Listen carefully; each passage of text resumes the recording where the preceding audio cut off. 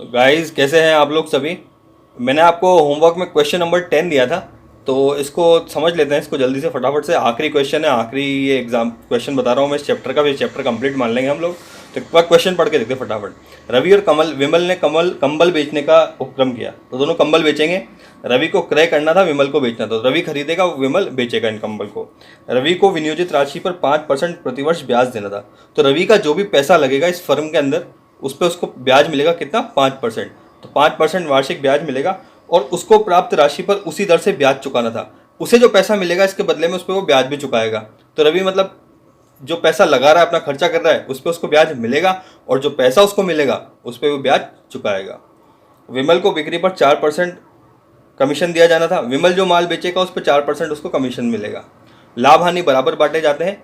1 जनवरी 2015 को रवि ने 60 रुपये प्रति कंबल के हिसाब से 2000 कंबल खरीदे। तो रवि ने 2000 कंबल खरीद के भेजे हैं 60 रुपये के हिसाब से, और उसने पैकिंग अन्य व्यय के 4000 चुकाए। तो जो कंबल तो खरीदे सही, उसके बाद 4000 रुपये उसने खर्चा भी किया चुकाने का, भेजने का। विमल ने भाड़े के 6000 चुकाए। विमल का भी खर्चा हुआ 6000 रुपये का। उसने कंबल को निम्न प्रकार बेचा: 1 फरवरी 2015 को 300 कंबल 90 रुपये प्रति कंबल, और 1 जुलाई 2015 को 1000 कंबल 100 रुपये प्रति कंबल। तो दो अलग अलग रेट पर उसने कंबलों को बेच दिया। फिर 1 अक्टूबर को बेचे उसने 500 कंबल 84 रुपये प्रति कंबल की दर से। उसने रवि को 20,000 1 मार्च को, 56,000 1 अगस्त को 2015 को भेजे। तो अब विमल ने जो माल बेचा उसमें से उसने 20,000 रुपये एक बार भेजे और 56,000 रुपये एक बार भेजे। शेष कंबल विमल ने लागत मूल्य में 25% जोड़कर ले लिए। बाकी के जो कंबल थे विमल ने 25% लागत जोड़ के ले लिए। 1 अक्टूबर 2015 को हिसाब किताब का निपटारा हुआ। तो फाइनल निपटारा हुआ हमारा 1 अक्टूबर 2015 को, जबकि शुरुआत हुई थी 1 जनवरी के हिसाब से। और ये मानते हुए सभी पक्ष प्रत्येक पक्ष सभी व्यवहारों का लेखा करना है। तो सारे लेखा करना है सबके हिसाब से, दोनों पक्षों की पुस्तक आवश्यक खाते करनी। तो यानी कि सिर्फ अपना खुद का नहीं लिखना है, सभी व्यवहार का लेखा करना है। यानी कि जो हमने आखिरी विधि पढ़ी थी हम उसकी बात करेंगे इसके अंदर। तो आइए करते हैं इस क्वेश्चन को। देखिए, मतलब क्वेश्चन को सिर्फ समझा रहा हूँ मैं, कर नहीं रहा हूँ, आखिरी क्वेश्चन है ये। तो ज़रा इस आखिर इसके सोल्यूशन को अब देख लेते हैं ज़रा। तो इसका सॉल्यूशन मैं आपको समझा देता हूँ। देखो, सबसे पहले in the books of Ravi, Ravi के बुक्स में हम बना रहे हैं जॉइंट वेंचर अकाउंट। तो आपको बनाना है रवि के बुक्स में जॉइंट वेंचर अकाउंट। अब क्वेश्चन को फिर से पढ़ते हैं स्टार्टिंग में। आप सभी के पास क्वेश्चन है। रवि और विमल ने कंबल बेचने का उपक्रम किया। रवि को क्रय करना था, विमल को बेचना था। रवि खरीदेगा, विमल बेचेगा। रवि को विनियोजित राशि पर 5% प्रतिवर्ष ब्याज देना था, और प्राप्त राशि पर ब्याज चुकाना था। ठीक है, वो पैसा मिलेगा जब खरीदेगा, तो जो अपना पैसा लगाएगा उस पर 5% ब्याज मिलेगा उसको, और जो पैसा उसको मिल रहा है उस पर वो ब्याज चुकाएगा। उसकी बात अपन बाद में करेंगे। विमल को बिक्री पर 5% कमीशन मिल जाएगा। लाभ हानि बराबर बांटना है। 1 जनवरी 2015 को रवि ने 60 रुपये प्रति कंबल के हिसाब से 2000 कंबल खरीदे। तो सबसे पहले रवि ने परचेज किया है। तो परचेज किया था, बैंक अकाउंट लिख दिया हमने, और 60 रुपये प्रति कंबल के हिसाब से 2000 कंबल उसने खरीदे हैं। ठीक है, ये इन्वेस्टमेंट है। तो 200 नहीं, 2000 कंबल उसने खरीदे हैं। तो 60 रुपये के हिसाब से 2000 कंबल उसने खरीद लिए हैं। तो ये खरीद लिए उसने, तो कितने हो गए उसके, 1,20,000 रुपये उसके यहाँ पर हो गए ये। ठीक है, तो 1,20,000 रुपये के कंबल उसने जो है वो खरीद लिए। ठीक है, तो ये हमारा पहला काम हमारा यहाँ पे हो गया। अब हम आगे बढ़ते हैं। तो कंबल खरीदने के बाद आगे लिखा है उसने पैकिंग या अन्य व्यय के 4,000 रुपये चुकाए। तो अब अन्य खर्चे चुकाए, तो देखिए टू बैंक अकाउंट एक्सपेंस के 4,000 रुपये ये भी आ गए। तो 1,20,000 के कंबल परचेज किए और 4,000 के उसके एक्सपेंस हो गए। ये हमारा एक्सपेंस हुआ रवि का। ठीक है, और अब आगे चलते हैं।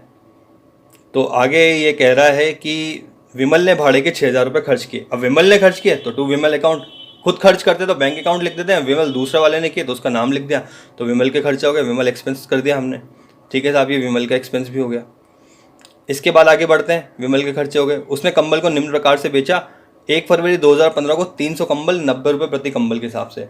तो उसने जो 300 कंबल बेचे, देखो 90 रुपये के हिसाब से 300 कंबल हम बेचते तो बाय बैंक अकाउंट लिखते, विमल ने बेचा है तो विमल का नाम लिख दिया, बाय विमल 90 रुपये के हिसाब से 300 कंबल 27,000 रुपये के हो गए। इसी के बाद आगे लिखा है उसने फिर 1 जुलाई 2015 को 1,000 कंबल 100 रुपये के रेट से बेचे। तो फिर 100 रुपये के रेट से 1,000 कंबल बेचे, फिर से विमल का नाम आ जाएगा, फिर से 1,00,000 रुपये हो जाएंगे। उसके बाद 1 अक्टूबर को 500 कंबल 84 रुपये के रेट से बेचे। ठीक है, फिर से बेच देते तो 84 रुपये की रेट से 500 कंबल, तो 3 लॉट में उसने बेचे 90 रुपये की रेट पे, 100 रुपये की रेट पर, 84 रुपये की रेट पर, तीनों की रेट अलग अलग के हिसाब से बार बार बाय विमल हमने लिख दिया। उसने रवि को 20,000 1 मार्च को, 56,000 1 अगस्त को भेजे, तो जो पैसे भेजे उससे जॉइंट वेंचर पे फर्क नहीं पड़ने वाला, पर्सनल भेजे हुए हैं तो उसको हम छोड़ देते हैं यहाँ पे, उसको नहीं लिखेंगे। शेष कंबल विमल ने लागत मूल्य में 25% जोड़कर ले लिए। अब बाकी कंबल विमल ने ले लिए, ठीक है, खुद लिखते तो अगर हम ये कंबल खुद ले रहा होता रवि तब तो यहाँ बाय परचेज लिखता, पर विमल ने लिए तो विमल का नाम लिख दिया बाय विमल। अब उसने जो लिया है, चलो ठीक है, उसने कितने ले लिए कंबल, कितने लिए पहले तो वो देखते हैं। तो देखो 200 टोटल कितने कंबल थे, 2000, ठीक है, कुल कंबल थे वो 2000 कंबल थे, ये मैं यहाँ लिख देता हूँ 2000 कंबल थे, ठीक। अभी 2000 कंबल में से देखो 300 पहले बिके, 1000 बाद में बिके, 500 बाद में बिके, तो 1000 और 500 1500 होती है, 1800 कंबल उसने बेच दिए, तो शेष कितने बच गए, 200 कंबल। तो ये 200 कंबल तो यहाँ पर ही आ गए, ठीक है। तो 2000 कंबल में से 1800 बेच दिए, बचे कितने, 200 कंबल। रेट क्या है, रेट शुरू में लिया था हमने 60, ठीक है। अब ये बोला 25% ज़्यादा बढ़ाकर, तो 60 रुपये तो हमारा स्टार्टिंग का मूल्य था, अब उसका 25% निकाल लो अब, ठीक है। तो 60 रुपये का 25% कितना आएगा, 15 रुपये, 25/100 कर लिया आपने, तो 25 चौक 100 4 और 15 चौक 60, तो कितने रुपये हो गए, 15 रुपये। तो 60 रुपये प्लस 15 रुपये ज़्यादा बढ़ाकर, यानी कि टोटल कितने रुपये, 75 रुपये, ठीक है। तो 75 रुपये में इसको बेच दिया। इसका अलग से मैं वर्किंग नोट में आपको बता दूंगा, ये चाहो तो आप यहाँ, तो ठीक है, वर्किंग नोट में दिखा दूंगा मैं आपको। तो जो 60 रुपये और 15 रुपये उसका एक्स्ट्रा बढ़ा के, तो कुल मिला के उसने 75 रुपये के हिसाब से ये लिए। तो 200 कंबल जो बचे हुए थे उसने 75 रुपये की रेट से उसने ले लिए हैं। टोटल कितना हो गया, 15,000 रुपये। यहाँ तक आप इजीली कर लोगे, यहाँ तक कोई दिक्कत नहीं आने वाली है। अब बात आएगी कमीशन की और ब्याज की। पहले तो विमल को बिक्री पर 4% कमीशन मिला है, तो विमल को जो बिक्री पे कमीशन मिला, इधर कमीशन में हमारे खर्चों में खर्चा और जुड़ जाएगा कमीशन विमल का।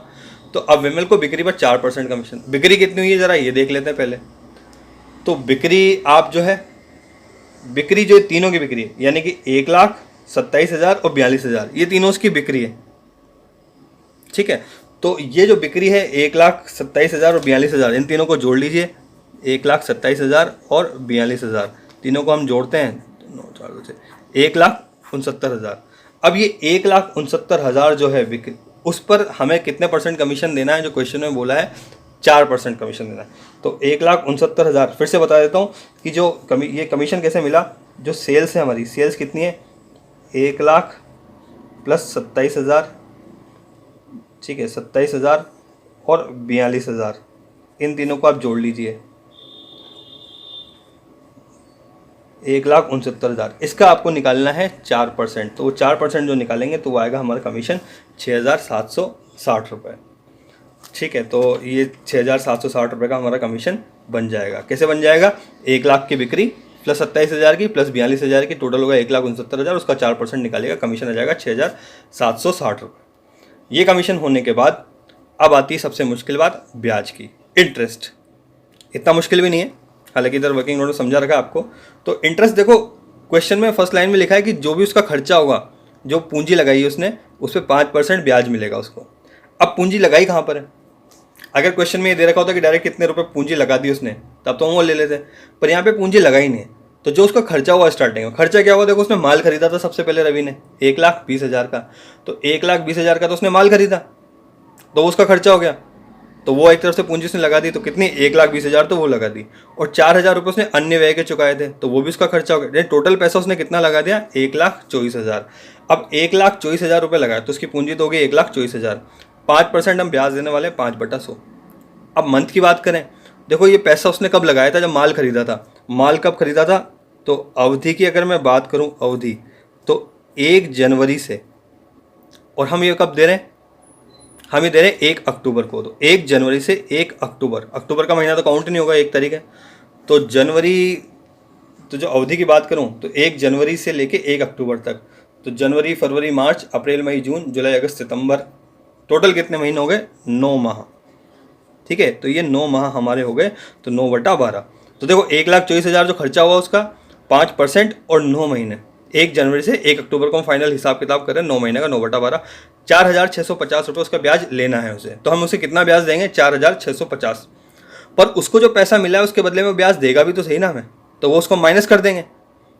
अब उसको अमाउंट क्या मिला, तो जो क्वेश्चन का सेकंड पैराग्राफ है, ठीक है, बुक में देखना कि जो सेकंड पैराग्राफ है उसने मिला है कि जो हमारा है विमल, उसने रवि को 20,000 1 मार्च को और 56,000 1 अगस्त 2015 को भेजे। तो 2 बार उसको पैसे मिले, 20,000 1 मार्च को और 56,000 1 अगस्त को।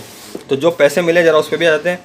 तो 20,000 मिले उसे, ठीक है, कब मिले, 1 मार्च को। तो 1 मार्च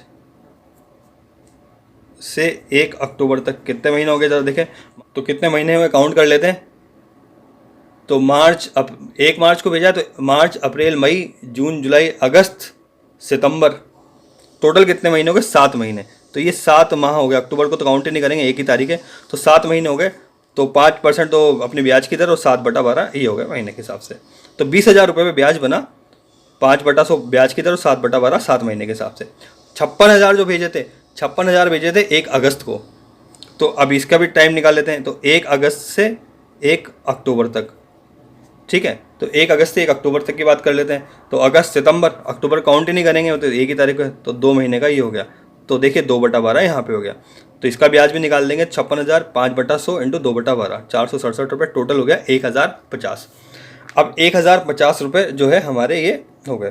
तो टोटल ब्याज देखो, दोनों को जोड़ा 1,050। तो हमें देना तो कितना उसको 4,650 और उससे लेना कितना है 1,050। तो वास्तव में ब्याज हम कितना देंगे, 4,650 देने थे, 1,050 हमें लेने, वो माइनस कर देते हैं, बचे कितने ओनली 3,600 रुपये। तो वापस आ जाते हैं हमारे जो अकाउंट पर। तो इंटरेस्ट ब्याज हम कितना लिख देंगे, 3,600 रुपये, 3,600 रुपये ब्याज हम उसको दे देंगे। इसके बाद बस हो गया हमारा काम, दोनों साइड का टोटल कर लेंगे और जो डिफरेंस आएगा वो डिफरेंस हम इन दोनों में बांट देंगे। जो खुद का प्रॉफिट है बराबर बांटना है, तो खुद का जो प्रॉफिट हो तो 2 P&L लिख देंगे और जो विमल को देंगे वो उसके नाम पे लिख देंगे। इस तरीके से जॉइंट वेंचर भी बन जाएगा हमारा। एक बार आपने जॉइंट वेंचर बना दिया तो बाकी के अकाउंट बनाने में आपको दिक्कत नहीं आएगी। तो आप इसको बना के देखिए, फिर कोई डाउट हो तो उससे पूछिए।